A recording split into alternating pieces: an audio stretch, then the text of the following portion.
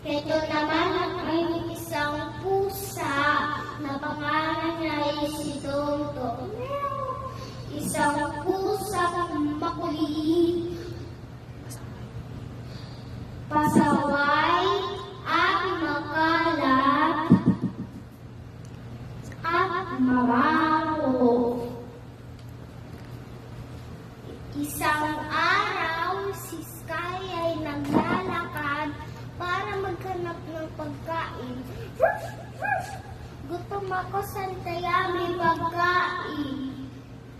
Nakita ni Sky ay si Tonto may nagkakalat. Tonto, ano ginagawa mo? Hindi mo ba alam na masamang magkalat sa daanan ng mga tao? Pag di ka tumigil pagkakalat, mag-aaway tayo. Yung kalat mo magiging sangkin ng baha. Sorry na, Sky, hindi na ako magkakalat sa daanan ng mga tao. Sige, pagbibigyan kita, pero sa susunod, huwag ka na magkakalat. Malungkot kasi ang puso ko, kaya nagpapaksi ako. Sige, pagbibigyan kita, pero sa susunod, huwag ka na magkakalat. Hindi alam ni Sky, nagkukumari lang si Tonto. At naghiwalay sila. Kinabukasan, magsimula pa rin magkalat si Tonto. Hindi lang sa daanan ng mga tao, maging sa harap ng bahay ni Sky. Si Sky, lumabas ang kanyang bahay at nakita niya si Tonto may nagkakalat. Pagalit na sinabi ni Sky, Tonto, di ba sinabi ko sa'yo na huwag ka nang magkalat sa daanan ng mga tao? Ano pa ka naman, Sky? Kung gusto mo, magkalat ka rin. Sa sinabi mo, mag-aaway tayo. At nag-away na ang dalawa.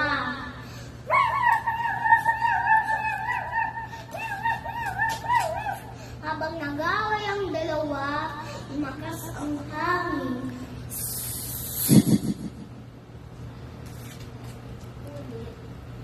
Ang malakas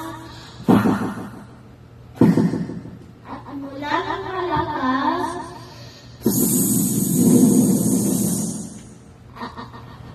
at tumaas sa tubig at pinangay si Tonto ng sanghing baha.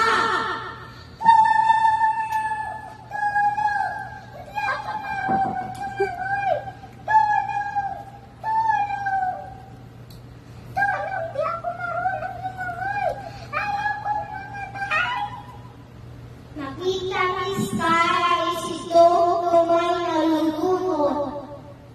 Teka lang, Sky. Teka lang, Tonto. Nandiyan ako. Kumapit ka. At nakarating ang dalawa sa ligtas na lugar. Thank you po, Sky, sa pagligtas ng buhay ko.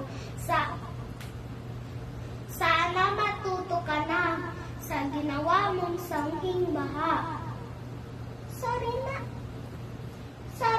Sky, hindi na ako magkakalat sa daanan ng mga tao. Simula noon, nagkaibigan na ang dalawa at hindi na magkalat si Tonto. Alam niyo po, mga classmates, ano po yung natutunan sa storya na hindi magkakalat para hindi tayo bahain. Maraming salamat.